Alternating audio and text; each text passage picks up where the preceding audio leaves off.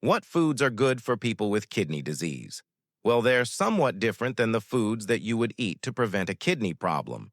If you were trying to prevent kidney disease, you would consume the foods on my program, which is the healthy version of the ketogenic diet, with intermittent fasting, because that provides not just low carb, but high quality foods, since the cause of most kidney problems stem from diabetes, insulin resistance, high sugar, high carb diets. But that being said, we want to talk about what do you eat if you have a kidney problem. There are various stages of kidney problems. You have stage 1, 2, 3, 4, and 5 being end stage, which means you're usually on the list for dialysis and it's irreversible. So I'm going to kind of split this up into kind of the make-break point of when you would start eating what I'm going to suggest. Okay? And that would be stage 3A through stage 5. So if you're between a 3 and 5, then we're going to talk about what foods you should eat, and the kidney has a bunch of tiny little filters called nephrons, and they're basically there to filter the blood. So when they can't filter anymore because they're damaged, you start getting waste that backs up into the blood, and you also have problems with these very specific nutrients. Phosphorus becomes too high, potassium becomes too high, sodium becomes too high, and then protein in general. So that's one way to diagnose kidney problems, is having protein in the urine. So let's first take a look at protein. Okay? You need to lower your protein a little bit. Okay?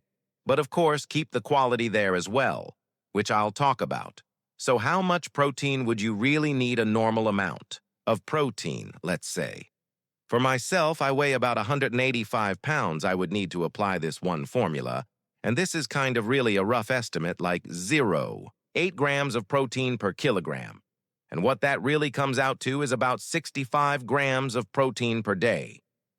That's kind of what I need right now. But if the kidney becomes a problem, you can't handle that much protein. So you have to lower it to about 45 grams of protein per day. I would go from like 9 ounces of beef per day to about 6 ounces of beef per day. If it was eggs, okay. It's a little bit different protein ratio shown there. I would go from 9 eggs a day to 6 eggs a day.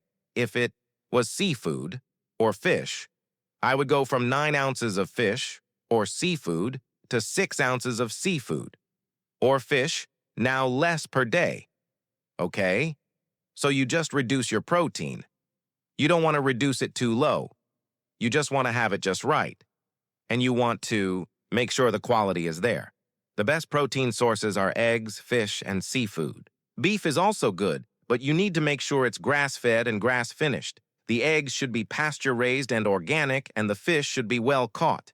You don't want to cut back on sodium too much because you need it for a number of reasons, but you want to cut it back to about 2,300 milligrams per day. In other words, don't use a lot of salt on your food. You won't be eating processed or junk food, so you won't get any hidden sodium. You just want a little bit, not too much. Now let's talk about potassium. What foods are high in potassium that you shouldn't eat? Beet greens. Stay away from those. Stay away from spinach and kale. Avocados have a lot of potassium, but if we look at the vegetable family, like cabbage, we would want to eat foods that are low in potassium. Cauliflower, radish, cucumber, onion, regular, lettuce, bell pepper.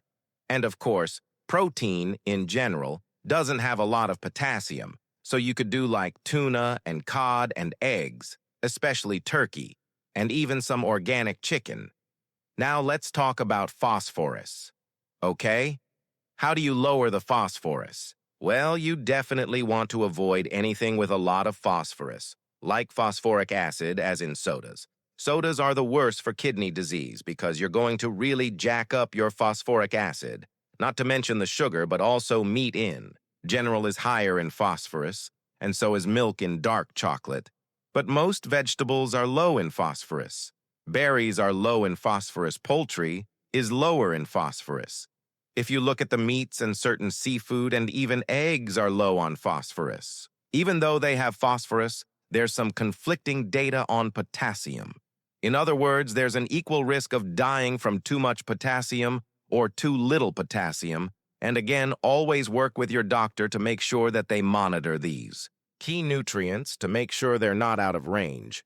That said, a lot of the food recommendations for people with end-stage kidney problems include grains, which I completely disagree with.